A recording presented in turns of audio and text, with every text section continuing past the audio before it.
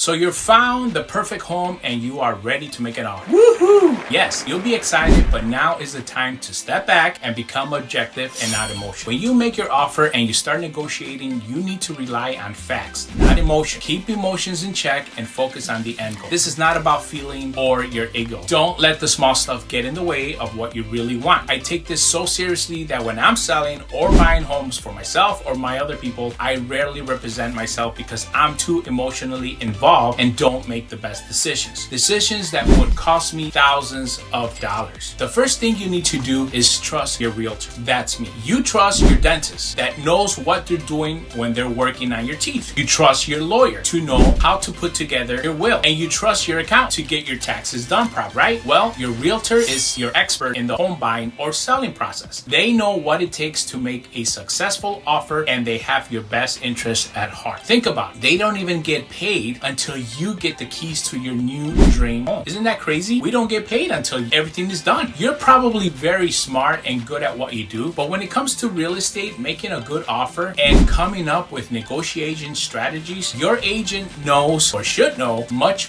more than you do. Okay, it's that simple. For one thing, they'll understand that the different market conditions requires different strategies. For example, in a seller's market where there's demand exceeds supply, the competition among buyers can be fierce and sellers have the upper hand. Homes sell quickly sometimes for far more than the asking price. You find yourself in a bidding war, and as a buyer, you have less negotiation power. You need to make your offer as attractive as possible. Your agent can help you by advising you to remove certain contingencies, such as those for financing or home inspections or appraisals. They're all explained in the risk in doing this. You can make an offer that is more than what the home is listed for, or maybe you don't ask for repairs or credits. Trust your agent to advise you on this. In a competitive seller's market, your first offer has to be your absolutely best. Making a lowball offer can take you out of the running entirely. Your offer should reflect the market conditions and the home value and what you can realistically afford. And if there are 7 offers on the table and your financing terms are not as favorable, for example, you have a VA loan compared to another offer in cash, you need to be more aggressive. On the flip side, when you see more homes on the market and homes are staying on the market longer, you know it's a buyer's market. There's an oversupply of homes and less demand. Prices may be more negotiable. As a buyer, you'll have more room to negotiate terms, request repairs, or ask for credits towards your closing costs. You might get more home for your money and better terms because sellers are eager to sell. Now, your agent will be able to tell you exactly what kind of market you're in today and how that affects your offer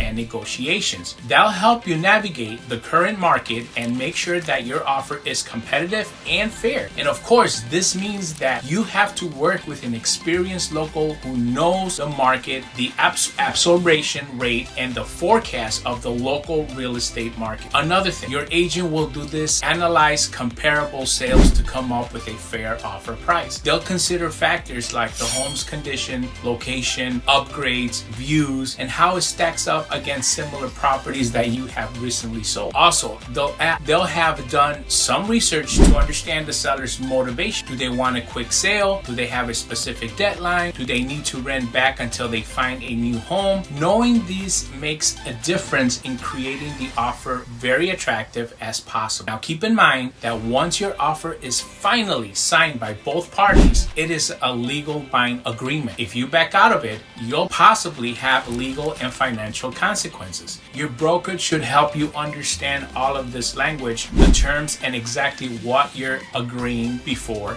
you sign. The bottom line is to get the best possible results when it comes to making an offer and negotiation. First, make sure that you have a realtor that you completely trust, then listen to their professional advice. And when making your decisions during this process, keep a clear head and keep your emotions in check. I'm Hugo with Coldwell Banker, and I hope this video educate you, and see you on the next video.